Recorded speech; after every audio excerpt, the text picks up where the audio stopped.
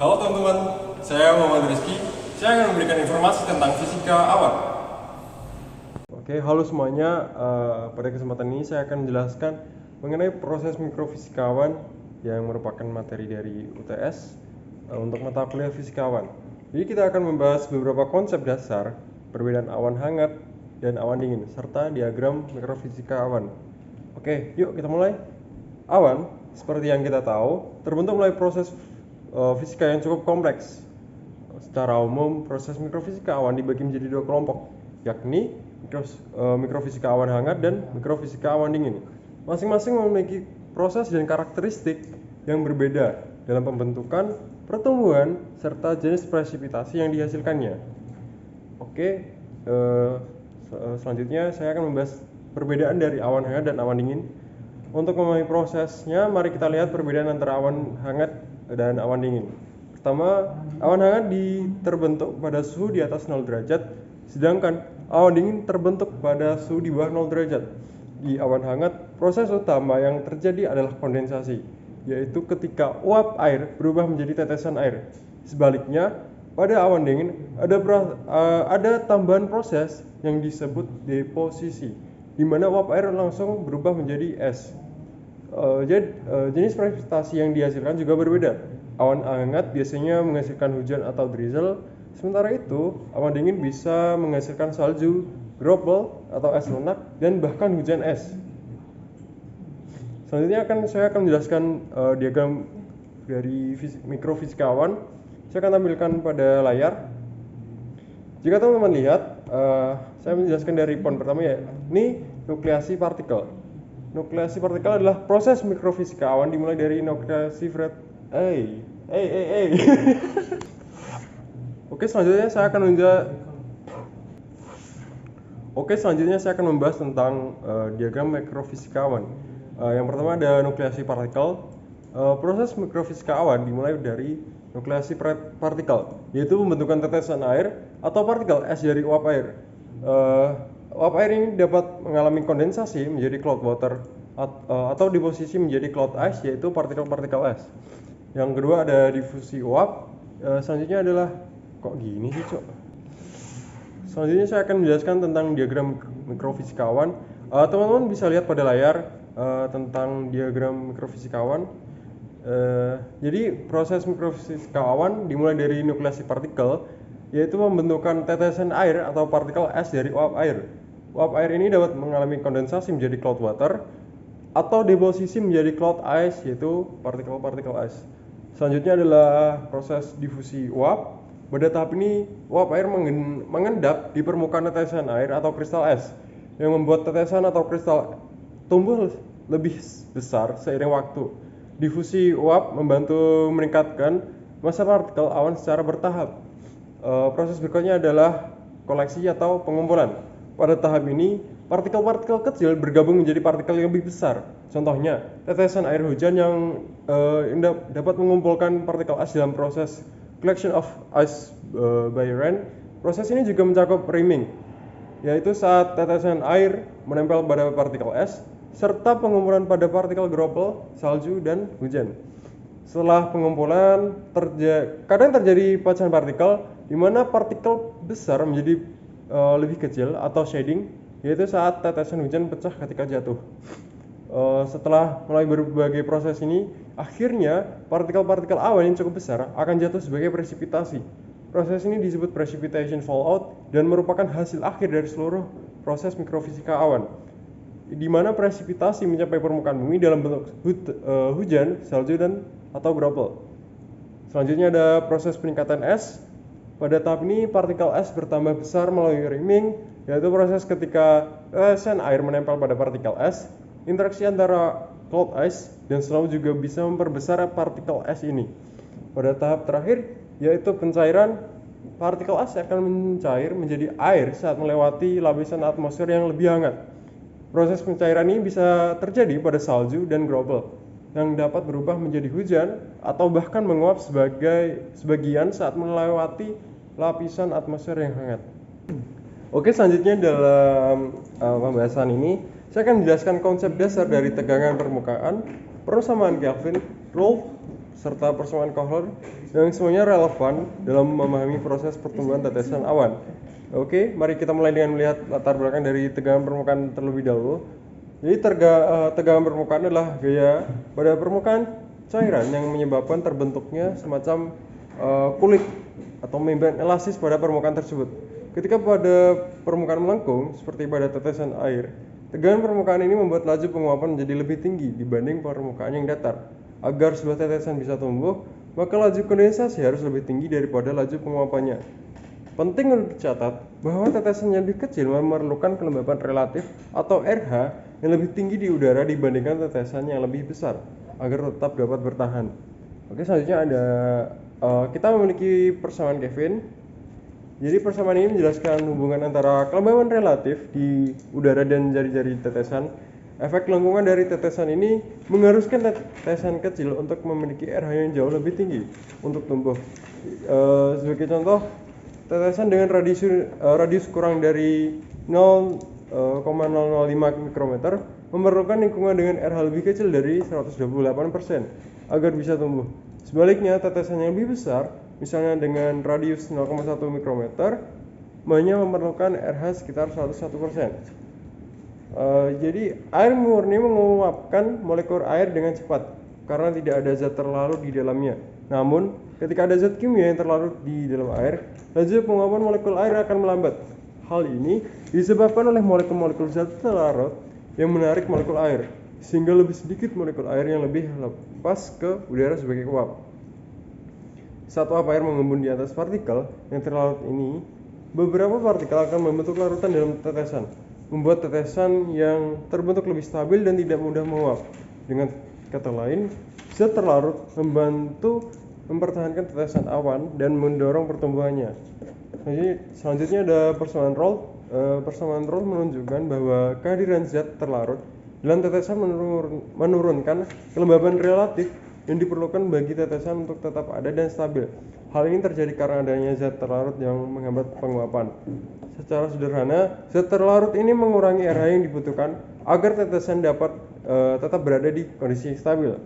Oke, selanjutnya kita kini sampai pada persamaan Kohler yang menggabungkan dua efek berbeda, dua efek lengkungan dan efek zat terlarut. Gabungan kedua efek ini menunjukkan bahwa meskipun tetesan kecil cenderung cepat menguap, keberadaan zat terlarut membuat tetesan kecil tetap stabil dan bertumbuh menjadi tetesan awal yang lebih besar. Ada beberapa kondisi terkait dengan RH dan bagaimana hal itu mempengaruhi tetesan. Jadi poin pertama, jika RH tetesan lebih besar daripada RH udara, maka laju penguapan akan lebih besar daripada kondensasi. Hal ini menyebabkan tetesan kehilangan molekul air dan radiusnya mengecil. Tetesan di wilayah abu-abu misalnya akan terus mengecil hingga mencapai kondisi di mana penguapan tidak lagi melebihi kondensasi. Selanjutnya poin kedua, jika RH tetesan lebih kecil dari RH udara, maka kondensasi akan lebih tinggi dari penguapan dan radius tetesan akan bertambah besar seiring lebih banyaknya uap air yang mengembun. Jadi pada titik tertentu seperti di titik B, tetesan berada dalam kondisi stabil. Di sini tidak ada perubahan ukuran yang signifikan karena tetesan ini mencapai keseimbangan. Di garis putus-putus ini menunjukkan kondisi keseimbangan yang tidak stabil. Jika tetesan ini di titik tersebut mengalami sedikit gangguan, ia akan keluar dari titik keseimbangan ini dan bergerak menuju pertumbuhan atau penguapan. Oke, selanjutnya kita akan membahas mengenai modifikasi teori parsel udara. Jadi materi ini mencakup berbagai aspek seperti beban uap air yang terkondensasi, pengaruh gerakan udara ke bawah, proses pencampuran, serta resistansi aerodinamis dalam pembentukan awan. Oke. Yang pertama kita akan membahas beban uap air terkondensasi. Gaya pun memaksa satuan massa air yang telah terkondensasi dalam bentuk awan untuk bergerak ke bawah akibat pengaruh beratnya. Rumus yang menjelaskan faktor gaya pun ini adalah sebagai berikut. Secara umum rumus ini dapat dinyatakan sebagai berikut juga. Oke, selanjutnya kita masuk ke pertimbangan gerakan ke bawah ya. Di sini udara turun untuk menggantikan volume yang dikosongkan oleh panas yang bergerak ke atas. Metode slice dirancang untuk memperhitungkan efek ini pada penurunan udara ambient. Dianggap bahwa ada keseimbangan antara fluktuasi udara ke atas dan ke bawah, sehingga gerakan ini terjadi secara terus-menerus. Jadi bagian berikutnya adalah pencampuran dan pengenceran udara. Secara umum, efek pencampuran ini dapat dianalisis dengan mempertimbangkan pertukaran panas antara udara berawan dan udara yang masuk. Panas yang diperlukan untuk menghangatkan udara masuk diberikan oleh persamaan dQ1 Cp T kurangi T aksen dm. Selanjutnya, sedangkan panas penguapan kondensat untuk mendinginkan campuran diberikan oleh dQ2 L Ws kurangi W dikali dm. Dan pada proses kondensasi, jumlah panas dilepaskan dengan dQ3 sama dengan min m L dWs. Sebagai alternatif, teori Squires pada tahun 1958 menyatakan bahwa pengenceran awan mungkin terjadi melalui entrainment udara kering dari lingkungan sekitar, tepat di atas puncak awan atau cloud top. Selanjutnya, bagian terakhir adalah resistensi aerodinamis. Kecepatan vertikal gelembung atau gelembung udara atau awan dipengaruhi oleh ukuran dan daya apung. Kecepatan ini dapat dihitung dengan rumus berikut, dengan asumsi bahwa daya apung total dipertahankan setiap saat, maka volume dapat dinyatakan sebagai berikut juga. Jadi teori dasarnya pada awalnya diterapkan untuk udara kering, di mana kondensasi tidak dipertimbangkan. Namun, kajian terbaru pada konveksi berawan telah mencoba mengintegrasikan persamaan gerak udara yang mempertimbangkan termodinamika, kondensasi, dan produksi pengendapan, menghasilkan model yang lebih mirip dengan proses konveksi alami. Oke, mohon izin, selanjutnya saya akan menjawab untuk soal nomor 4. Jadi, soal nomor 4 disebutkan sebuah droplet dari ukuran 2,07 mikrometer menjadi ukuran 30,7 dalam selang waktu 10,7 menit di suhu minus 10 derajat Celcius dan pada tekanan 60,7 kPa. Hitunglah supersaturation lingkungan dengan catatan abaikan efek pelarutan dan kelangsungan di dalam persamaan pertumbuhan droplet. Jadi sini saya sudah merumuskan atau menuliskan sebuah solusi dari permasalahan tersebut. Jadi saya menuliskan persamaan laju. Pertama-tama saya menuliskan persamaan kondensasi, yakni epsilon sama dengan S-1 per Fk plus Fd sama dengan R dr per dt. Jadi ini persamaan pertama. Selanjutnya ada S sama dengan E per ES, yakni rasio saturasi lingkungan. Selanjutnya ada Fk, heat conduction effect, dan Fd, diffusion effect. Jadi ada persamaan RT sama dengan akar dari RO kuadrat ditambah 2 epsilon T dikuadratkan. Lalu mendapatkan persamaan R kuadrat T sama dengan RO kuadrat plus 2 epsilon T, lalu dirubah menjadi epsilon R kuadrat T menjadi dikurangi RE kuadrat per 2T. Ini untuk persamaan kedua, yang dimana epsilon 1 sama dengan 1 per Fk plus Fd. Ini untuk persamaan ketiga. Setelah itu kita substitusi persamaan 1 dan 3 ke dalam epsilon sama dengan S min 1 sama dengan epsilon 1, S min 1 sama dengan E per epsilon 1. Jadi pada persamaan 4 digunakan untuk mencari S min 1 atau supersaturasi ambient. Selanjutnya setelah saya mendapatkan sebuah persamaan tersebut, saya akan menjawab dengan substitusi angka-angka yang variabel-variabel yang telah ditentukan. Jadi seperti teman-teman lihat, saya sudah menunjukkan variabel-variabelnya, jadi berapa nilainya. Jadi saya langsung jawab aja. Jadi saya memasukkan dengan persamaan epsilon sama dengan R kuadrat T dikurangi R0 kuadrat sama per 2T. Saya masukkan nilainya di 30,7 kuadrat dikurangi 2,07 kuadrat dibagi 2 dikali 642. Hasilnya 0,73 mikrometer persegi per second.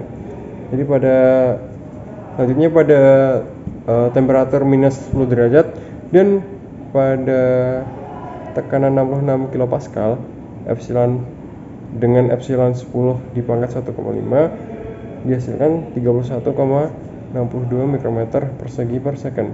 Selanjutnya kita substitusi nilai yang telah kita dapatkan ke persamaan keempat, yakni S-1 sama dengan epsilon per epsilon 1.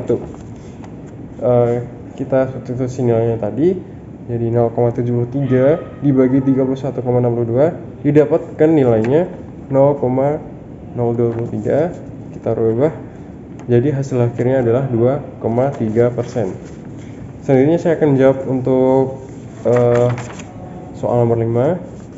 Jadi soal nomor 5 juga sama, kita akan menyelesaikan sebuah permasalahan dan menggunakan persamaan. Jadi disebutkan pada soal nomor 5 berapa nilai kecepatan angin vertikal U pada periode orografi yang sebanding dengan periode dari buoyancy oscillation. Jika pelapisan dari udara tak jenuh melewati daerah orografi dengan ketinggian 0,7 km terpisah dari arah aliran lapse rate 4,07 derajat Celcius per kilometer dengan suhunya adalah 20,7 derajat Celcius. Diketahui bahwa selanjutnya jadi untuk pertama-tama untuk menjawab soal tersebut saya akan mencari kecepatan angin vertikal. Jadi rumus periode dari buoyancy oscillation yakni T sama dengan L per U, ini sama dengan 2pi per N. Ini untuk persamaan pertama, jadi disederhanakan menjadi U sama dengan ln per 2pi. Untuk persamaan yang kedua dengan nilai N sama dengan G per T sama dengan RD per R. Lalu dipangkat setengah ya. Ini untuk persamaan ketiga. Jadi untuk teman-teman ketahui, jadi L itu ketinggian puncak di dalam satuannya kilometer dan N adalah Brown-Väisälä frekuensi dari penurunan d kuadrat T per dt kuadrat. Jadi diketahui teman-teman bisa lihat untuk nilainya ya, ada dari ketinggian, lapse rate kering sama lapse rate. Jadi langsung kita substitusi aja variabel-variabel tersebut ke dalam persamaan yang telah kita dapatkan. Jadi di situ ada O sama dengan L per 2pi dikali G per T dikali RD min R untuk kurung dipangkatkan setengah. Selanjutnya didapatkan saya substitusi di situ dengan nilai L 700, nilai G 9,8, nilai T 293,7. Dari mana kita mendapatkan nilai T 293,7? Jadi temperatur yang kita dapatkan tadi kita konversikan ke dalam satuan Kelvin dengan menambahkan ketetapan 273 gitu ya. Intinya setelah kita substitusikan, kita hitung persamaan tersebut, maka didapatkan pada soal ini jawabannya adalah 1,54 meter per second. Oke, jadi itu aja teman-teman pemaparan materi dari saya. Jadi tadi saya sudah menjawab persoalan dari ujian tengah semester mata kuliah fisikawan. Diharapkan teman-teman dapat mengambil ilmu dari penjelasan yang saya berikan. Mungkin jika ada kurang lebih, mohon maaf. Saya Muhammad Rizky pamit undur diri. Assalamualaikum warahmatullahi wabarakatuh.